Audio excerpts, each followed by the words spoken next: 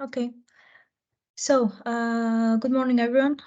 Thank you for taking the time for being here. The session today is dedicated on the advanced aspects of pre-commercial procurement, and we will focus on presenting the connection and some work that we have been doing regarding the connection between the pre-commercial procurement and the venture capital. So, the agenda for this session is as follows. First of all, there will be an introduction to the innovation procurement and the venture capitals. Then we will present some links between the venture funding and the success of the companies that have participated in FP7 funded pre-commercial procurement activities. Then we will just briefly go through the project, which is Prevent PCP. Under this project, we are conducting several activities and several research on the topic under discussion. And what comes next is a presentation related to the gaps in the innovation pathway, the contribution of the venture capital investment in innovation procurement, some initial identification of benefits and costs from the involvement of the venture capital's innovation procurement, and we will conclude with some examples, some schemes that are in place, connecting the dots between the two topics, and some observations and future work that we're about to deliver.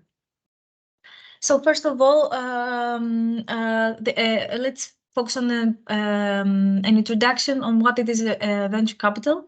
So venture capital is a form of private equity financing that investors provide to startups and small businesses that have high growth potential.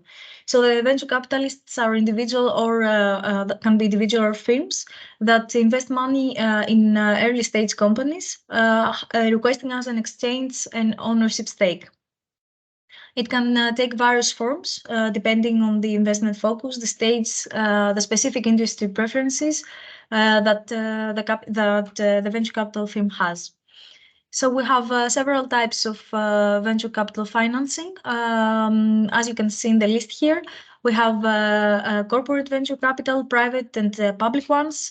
We have the angel investors. We have state-specific venture capital and industry-specific. So, starting up with an introduction to the innovation procurement, as you all know, we have two different types of innovation procurement. The first one is pre-commercial procurement, and the second one is the public procurement of innovative solutions. So under the first scheme, we are focusing on R&D activities in order to deliver the original an original development of first set of products and services. While on the second one, on the public procurement of innovative solutions, we're focusing on the deployment of the commercial volumes of end product, and we are also aim to have a wide diffusion of the newly developed solution. So, however, the most important aspect regarding the topic that we're presenting today, and of course the scale is the TRL scale. Connected with the pre-commercial procurement and the public procurement of innovative solution. As you can see here, pre-commercial procurement is focusing on starting from TRL 3, where we have the solution design, and achieving the TRL level 8, where a system is considered complete and qualified. While the public procurement of innovative solution is focusing on reaching the scale starting from a TRL 7 to 8, reaching TRL 9. Another important aspect that needs to be taken into account in our discussion today is the different advantages that the pre-commercial procurement and the innovation procurement tool has for the different players. As you can see here, we have the suppliers who, of course, have access to new markets, shorter time to market for their solution. They have first customers, cross-border opportunities, and economies of scale. Then we have the procurements who witness also several advantages from their involvement in innovation procurement process, like the reduction of the supplier lock-in effect, sharing the product development that is tailor-made to their needs, and mainly getting the best product at the lowest price. And one other important pillar in this image is the policymakers, who also witness several advantages, like the modernization of the public services, attracting foreign investment, the creation of growth and new job opportunities, and cheaper and better products. So, how all this fit to what we're discussing today? There was having as an input a survey that was conducted to companies and procurers related to FP7 funded PCP projects. We saw that there are several let's say, aspects and several results in relation to the commercialization activities of the contractors after the completion of a PCP. So, just a brief outline on this survey in relation to the impacts of the EU-funded projects. Some important, let's say, numbers that are considered as an important input to our activities. First of all, 61.5% of the total value of all PCPs goes to SMEs. So it is considered really high in comparison to the average of traditional public procurement. And we also have 19 of the contracts that are won by consortia of large companies, including SMEs in their, let's say, composition. And around 74% of the contracts are won by SMEs alone as a lead bidder. So as you can see from this slide, the pre-commercial procurement is an instrument that attracts, based on this survey, several small medium enterprises and startups and spin-offs that aim to provide R&D services to the public sector. Focusing now on the commercialization of the solutions. So the long-term impacts of the completed PCPs in relation to the companies. Here also are some numbers connected to the said survey. So we know that 86 of the phase 3 contractors, 75 of the phase 2 contractors, and 30% of the phase 1 contractors have commercialized their solution, that have participated in the FP7 PCP projects. And 11% of the contractors across all phases expect to commercialize their solution within the next 2 years after the survey. And there was a slight percentage, a small percentage, that did not plan to commercialize their solution at all. In connection to their business growth opportunities, half of the contractors have increased their revenue thanks to the participation to the solution. Around 24% of the startups have secured an equity investment following the PCP, and 80% of the startups concluded with several partnerships with large companies. Now, one last, let's say, important input to the commercialization part of the solution is related to the exit strategy of the companies. Around 12% of the startups that have participated in FP7 PCP projects have undergone a merger or acquisition, and 3% have done an IPO since the end of phase 1, the end of the PCP. So now moving on to the same study and focusing on the VC's backing support that these companies have witnessed. We know that 30% of all SMEs that have participated in FP7 funded projects are VC backed. They have been attracting the first round of financing, the majority of them already before the start of the PCP. However, there are considerable percentages during the implementation of the pre-commercial procurement. And there are also significant, let's say, opportunities for attracting further rounds of venture financing during the implementation of phase 1, 2, and 3, as you can see here, focusing more on bigger percentage, around 35%, which is in additional rounds of financing received at phase 2. From these numbers, we can come easily to the conclusion that the participation in pre-commercial procurement helps several companies to attract the VC financing.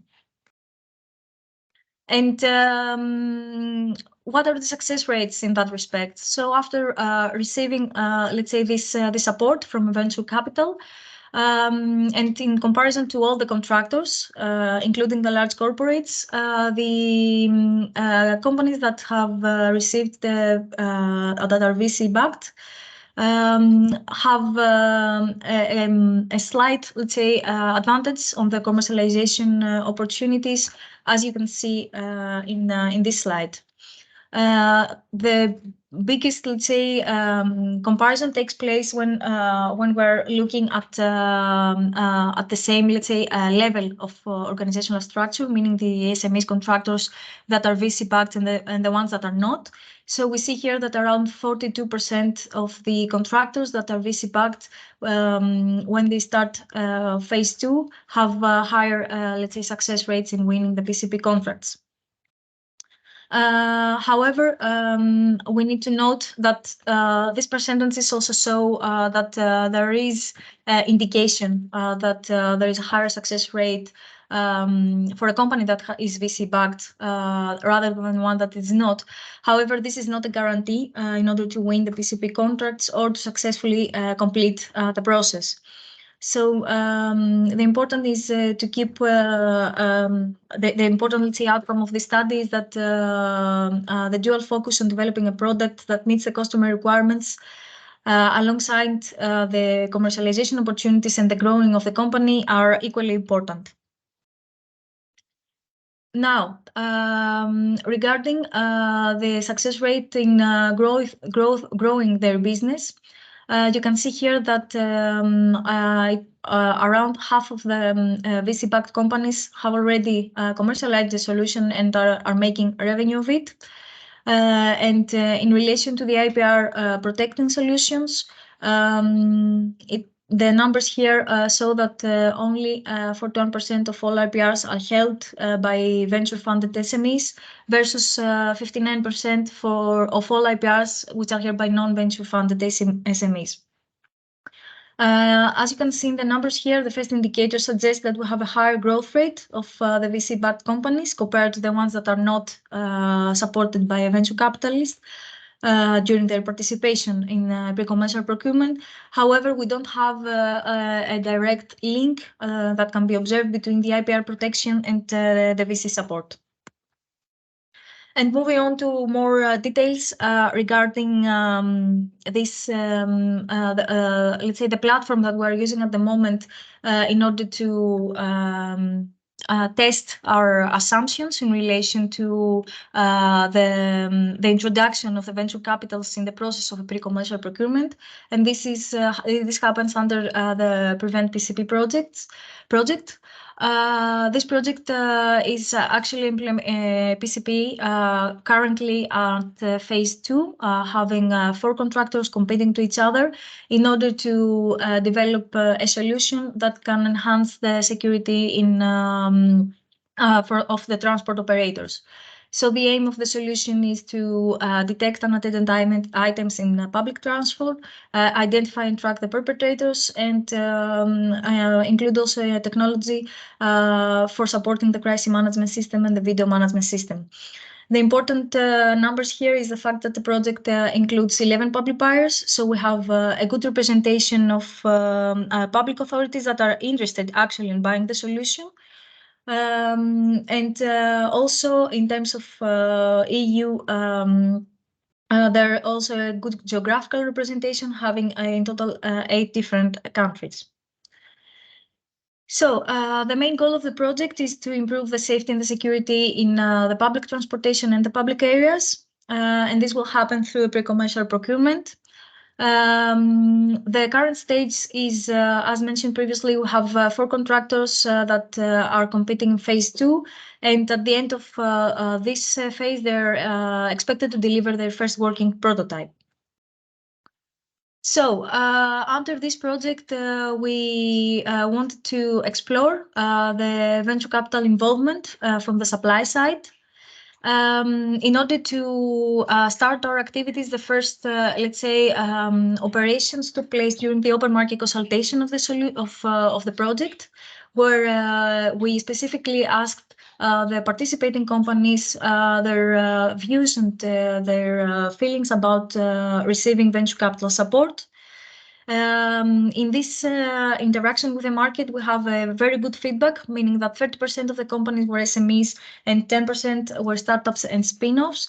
And approximately 35% of them responded that they would be interested in receiving external support, both for developing and for commercializing their solution. So, one of the major aims of the project is, of course, to combat the fragmentation in the European security market. And as mentioned previously, it came apparent that it can be a good pilot and a good opportunity for a testing that can take place in order to understand the benefits and the challenges of engaging the VC funds in innovation procurement. So we aim under this project to ensure that the engagement of the VCs in the PCP would increase. We have this assumption, if I can say so, that would increase the chances of the commercialization of the developed solutions. In order to explore further this assumption, we created an informal working group that it is named Fostering Venture Capital Involvement in Pre-Commercial Procurement. So this informal working group is composed by different external experts. We have members from research institutes, universities. We have members from the EC services. And we have, of course, representatives from external to the consortium contracting authorities and VC representative. So the objective of this working group is to facilitate the interaction between the VC organizations and the PCP contractors that are actually part of the project. At the end of the project, our overall aim would be to have let's say, bigger opportunities for the contractors to commercialize their solution in public and private sectors, to increase the chances of a profitable return on investment. And also, as part of all the interactions that would take place in the scope of the project, we would like to produce a set of lessons learned and policy recommendations on how VCs could be further engaged and enhance the outcomes of a pre-commercial procurement. As part of our activities, we have developed a white paper, which initial results will be presented today, starting up with the gaps in the innovation pathway, which is the first part that we examined in our activities with a working group, and of course the associated white paper. So the development. So the barriers in the commercialization process of the innovative solution, we can start with that. The development of a new technology through a PCP or through any other similar mechanism is mainly composed by a firm that autonomously undertakes and has the goal of moving an initial idea, as we said previously, starting from TRL 3 to 5 up to TRL 8. So in the phased, as you know, in the PCP, we have the phased approach. At the first 2 phases, we have the comparative, let's say, R&D process. And then at the end, we have a phase 3, which actually includes the deployment and the testing of the developed solution during the previous 2 phases. Moreover, in terms of the EU public funding, as you know, the pre-commercial procurement stops the funding opportunities at TRL 8, which takes place, as we discussed, at phase 3. So the vendor, from the participation in the overall activities, we identified several, let's say, risks in connection to the different players. First, we have the risks that are related with the vendors. So the vendors that participate in the overall pre-commercial procurement process, they have no guarantee that their products will be purchased after the end of the process. And the second risk is that they may find themselves struggling in order to secure the capital needed in order to reach TRL 9. So moving their solution to the commercialization path further. And this also is something that from the survey that we have presented previously, it's something that we have witnessed even if the product is considered successful at the end of phase 3. So the testing is successful and the buyers are happy with the result. Then we have all these two risks are so-called the valley of death. So this is mainly the gap between the development process and the commercialization of the end product of the R&D.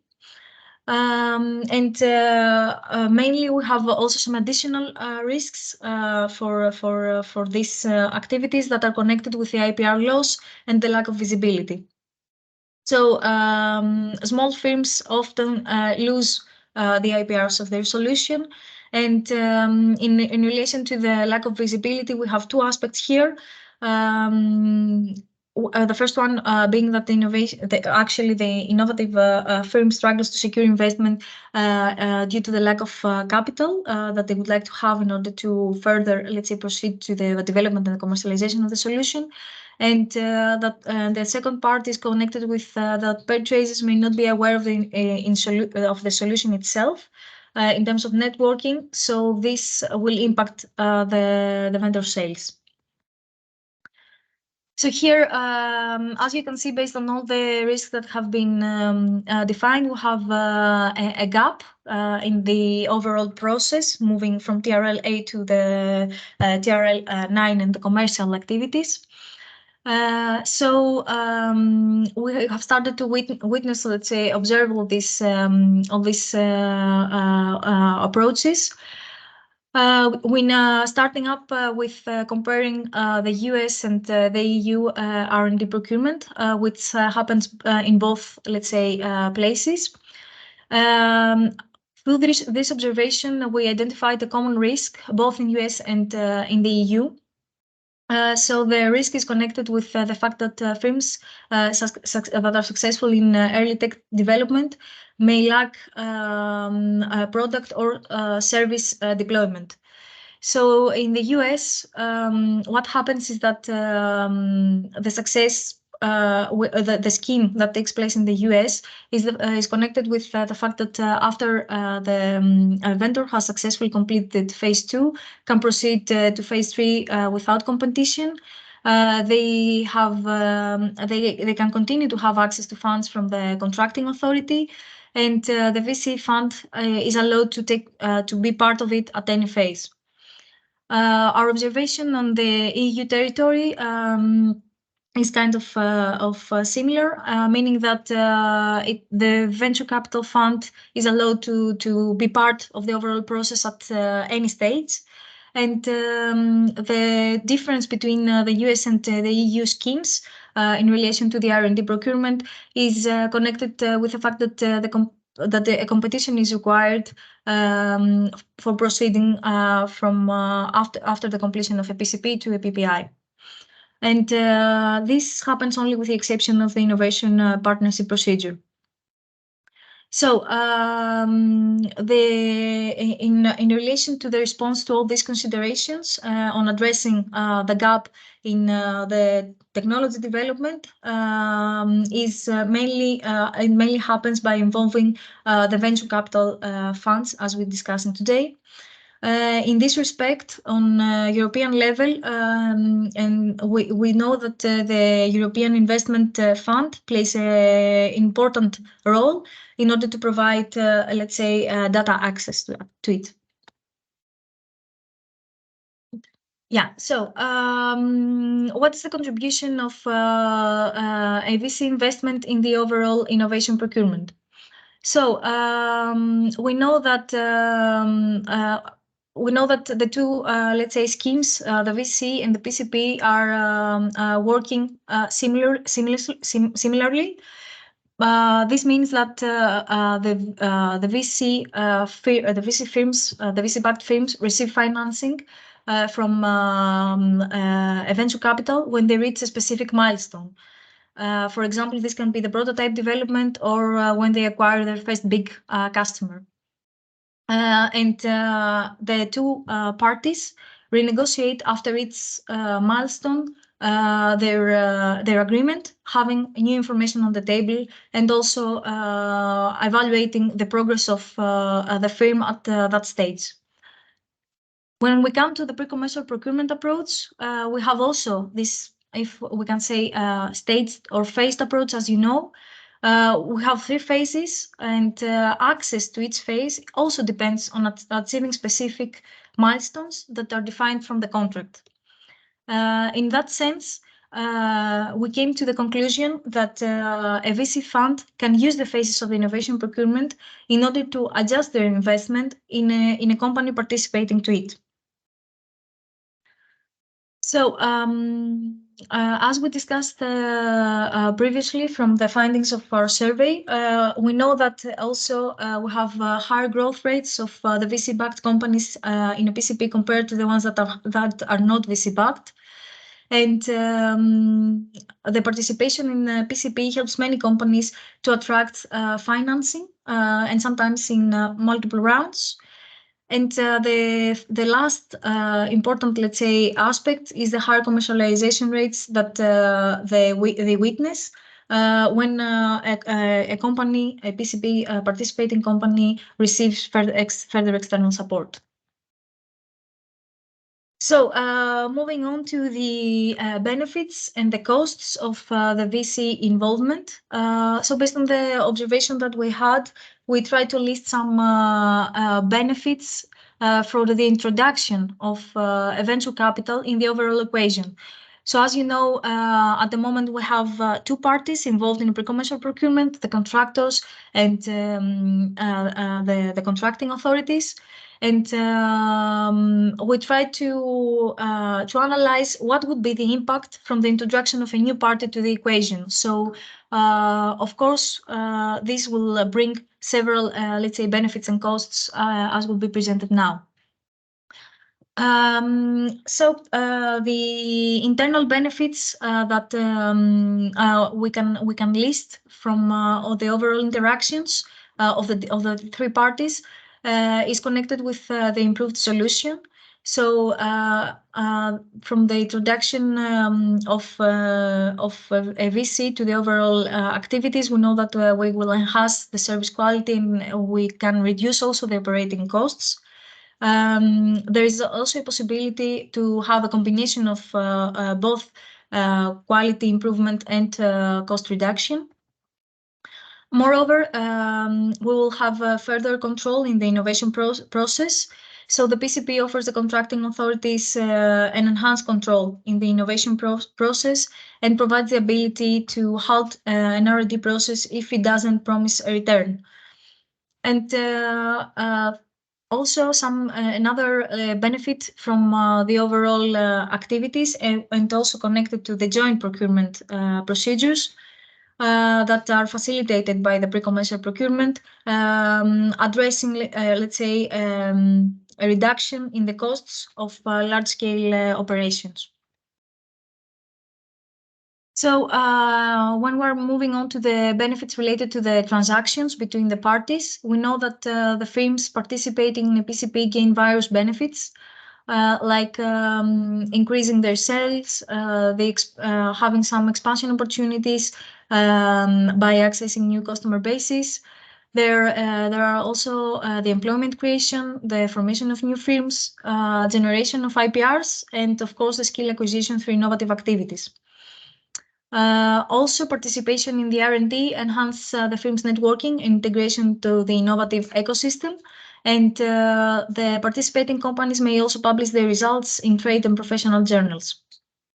Lastly, when it comes to control and expertise, investing capital can provide control over the invested company when it comes to the VCs. And also, the venture capitals gain expertise in the innovation procurement, which opens to them further profitable opportunities.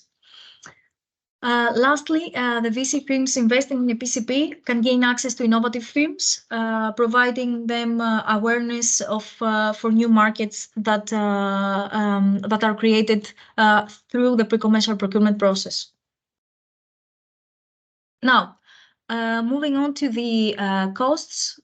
So here we have the venture capital engagement in innovation procurement. As I mentioned, it is a new actor that is introduced in a different in the overall setting, and this actor has different incentives from the other two. This can lead the introduction of a VC to the overall PCP process may lead to a loss of the company control for the contractors. It can create also pressure for rapid growth to them, and this may have, let's say, a misalignment with the contractor's strategic and operational capacity. Here we can see also a risk for the contractor side.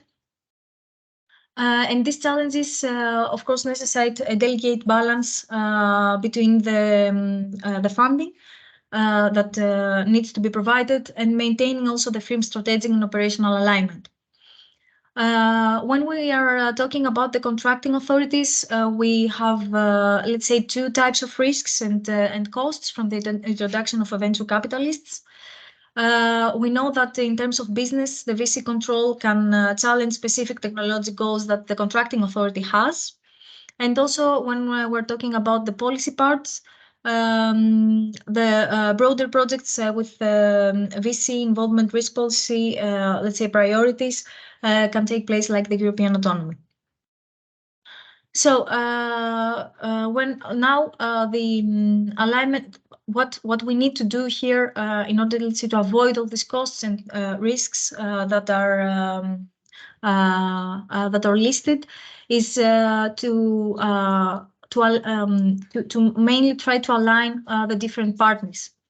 So in that sense, the risk is that the aim of the venture capital companies may not align with the aim of the pre-commercial procurement itself, especially when we're talking about the contracting authorities' interests. And the procurement may fail if these two aims diverge. When it comes to the venture capital at the end, there is an uncertainty that provides a certain risk on their end in the competitive R&D processes and the commercial competition and tendering. So through our research, we have studied two different schemes that are in place and are trying to connect the venture capitals with the R&D public procurement. So the first one is in the USA. So in the US, we have the SBIR competitions. There, many technology vendors that are participating in these competitions have some form of venture capital funding, even before their participation to them. We know that the SBIR program does not directly award phase 3 contracts, while successful firms in phase 3 may receive a follow-up contract for use by the government, the US government, and the venture capital funding. Moreover, when it comes to the ownership in SBIR, initially the SBIR was reluctant to award firms that are majority owned by venture capital.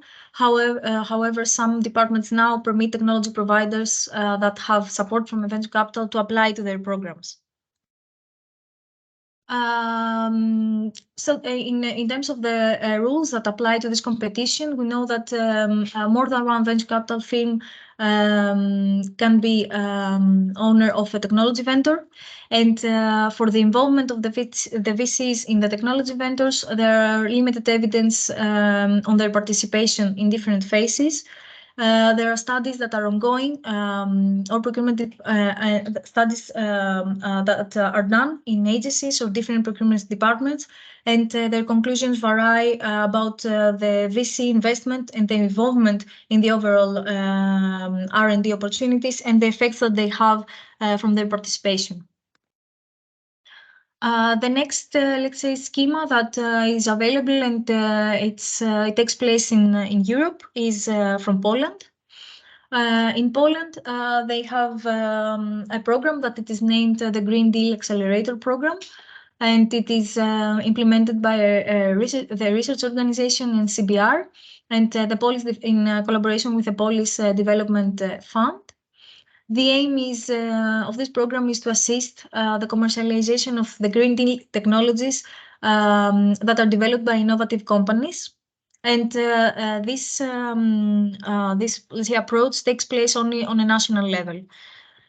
So what they're actually implementing under this program in order to support the PCP contractors from the companies that have participated in a pre-commercial procurement and have reached a mature TRL on their solution, connected with the Green Deal, of course, that we mentioned previously. They receive assistance in order to commercialize their plans and actions. So they have developed a whole program that can provide guidance and support to the contractors that would like to have in order to proceed with the commercialization, the next commercialization opportunities and plans. So the structure of this program takes place in different phases. The first phase is the initial one, where the interviews with the entrepreneurs takes place in order to identify the obstacles and the gaps for the commercialization. And then we have there is a support phase that has three modules. The first is the business module. The second one, which is the one that we examine also the most, is connected with specifically the VC funding and how they could be prepared in order to receive VC support. And the third one is related to the foreign expansion. So more details about these three modules. The first one, connected with the business tools, it is composed by workshops that covers aspects that are important for the entrepreneurs that participate in the overall program. These aspects also came as a result of the interviews that took place in the initial phase. It covers different models and opportunities that the companies can have in order to introduce their solution to the market. And indicatively, the topics that we are covering regarding the models and the support that the companies can receive have a wide range, dealing with public-private partnership, the Horizon Europe funding programs, loans, corporate funding, and of course VC funding. It became apparent to our Polish colleagues that the VC financing was an important aspect that needed a separate, let's say, and special attention. So they created a specific module that focused on enhancing the participant knowledge on the VC financing, providing them practical guidelines in relation to the negotiation and actually the overall process from the pitching until the contract and sealing the deal with a VC. Lastly, they have developed a third module about the expansion, the business expansion of the participating companies. And this is a module that it is only dedicated to contractors that are interested in expanding their business to other international markets besides the Polish one. One important component of the overall program and something that can provide important input to our studies and to our activities is the fact that under the Polish scheme, the matchmaking activities take place. In this regard, the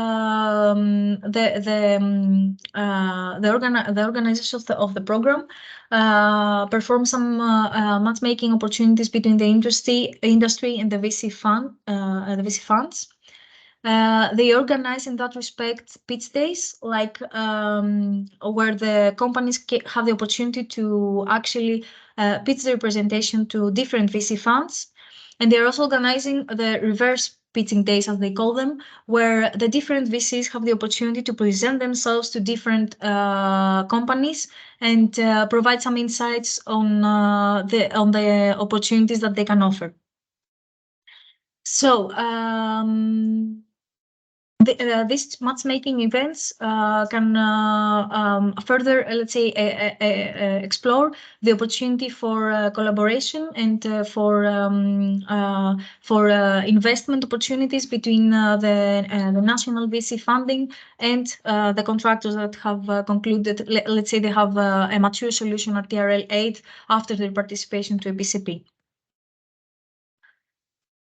And I think that we can conclude this presentation with some observations, general observation from the work that we have been doing during the past period of time. Approximately, we have been working on the topic for 9 months. The first observation is connected with the PCP initiatives. We know that PCP can drive innovation in several areas, like the one that Prevent PCP is working on, the public transportation. And this happens mainly by identifying pressing needs and create opportunities for innovative companies, giving them the opportunity to develop further their solution and get in contact with a number of contracting authorities. Through our observation in our study, we know that there are several benefits of the VC involvement. The sales are boosted for the companies that receive their support. We know that they can have further expansion opportunities, employment, and IP generation. It's important, let's say, point to take into account that the VC involvement needs to be aligned with the growth goals, but it can also pose some control and growth challenges for the participating companies. There are also observations regarding the regulatory frameworks that we have analyzed. So, as mentioned previously, the United States shift to allow the majority of the VC-owned tech firms to participate in programs like SBIR. In Europe, we have the Green Deal Accelerator program in Poland, which can serve as an example on how the PCP and the VC funding can interact and can work together. In respect to the latter, we know that from observing the overall activities of this program, which is currently ongoing, there are several opportunities in order to merge the PCP implementation with the VC funding. So to further examine how these two can connect together. And also there are several evidence regarding the benefits that supporting the PCP contractors, the VCs can support the PCP contractors in advancing their technology for further commercialization. Now, this is mainly the first observations and the initial work that we have been working on. However, as mentioned previously, we have recently prepared a white paper on all these activities. And when it comes to the work that we plan to do in the future, we are, let's say, following the publication of this first white paper, which will outline the framework of benefits and drawbacks for connecting the VC with innovation procurement. We are aiming also to produce some other reports that will take into account the lessons learned from the EU example in Poland, the Green Deal Accelerator Program. And also in our further activities, we will try to examine the possibility of such schemes in cross-border contexts. Of course, all this will be also fed by the interaction we have in the Prevent PCP project itself, meaning that we are currently also working with analyzing the contractors' needs and their commercialization plans, and let's say the blocking points that they have. And one of the next steps that we will also have, and it will also be part of our reports, is connected with actually trying to match make on our end, on a cross-border end, if we can say so, different VCs with the Prevent PCP contractors, and this will not will also take into account the fact that it can take place on cross-border approaches. Of course, for if you're interested in receiving our work and of course our future report, this can happen if you register in the newsletter of the project. You can find the link here. And I think that's all from my side.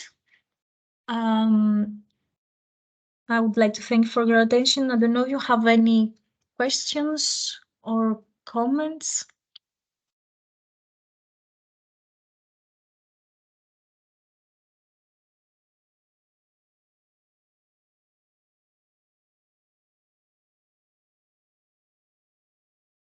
Seems not. I see a hand raised, I think. Yeah, it's me, I think. So thank you. First of all, it was very interesting to see how PCP pretty much talks to the market. And something that I picked up very early on your presentation is that you were presenting about the fact that 17% of the stage 3 competitors don't ever go to the market. So I don't know if you have any more data or explanation on this, but it seems to be a very interesting indicator of probably how PCP can serve as a market readiness assessment tool.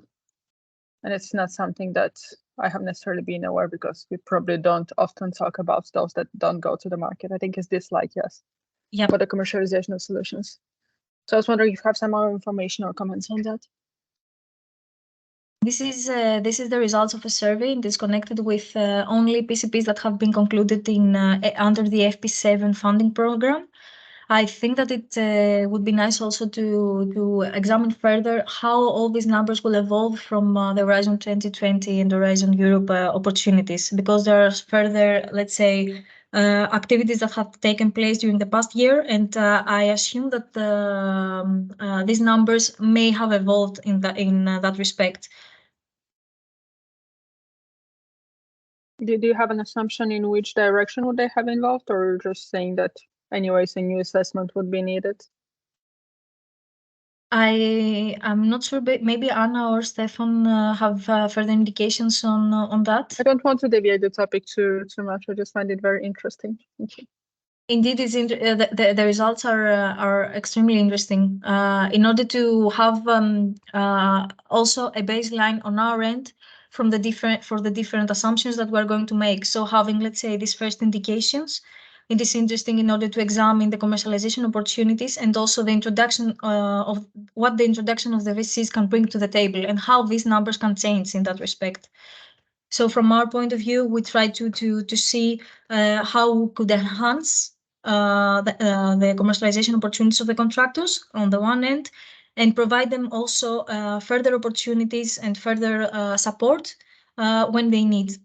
For example, it would be interesting to examine why this number of contractors did not proceed to the commercialization plans. So we are also focusing on identifying some blocking points in the commercialization opportunities that the PCP contractor have in that respect. Thank you again. Thank you very much.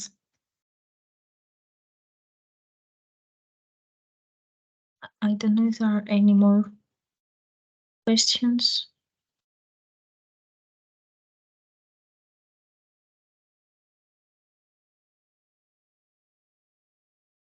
It seems not. It should be clear for now, I think. So if there are no more questions, I think we can close the session. And of course, we are happy to take any questions or comments through emails. Thank you very much. Thank you very much for your attention, and hope you find our presentation useful. Thank you. Thank you very much, Maria. Thank you, Maria, everyone. for this nice Just a reminder presentation. that you would Thank find you. the Bye. recording on the Protect website. Thank you, everyone. Have a nice day Thank ahead. you. Have a nice day. Bye bye, Thank everyone. you. Have a nice day.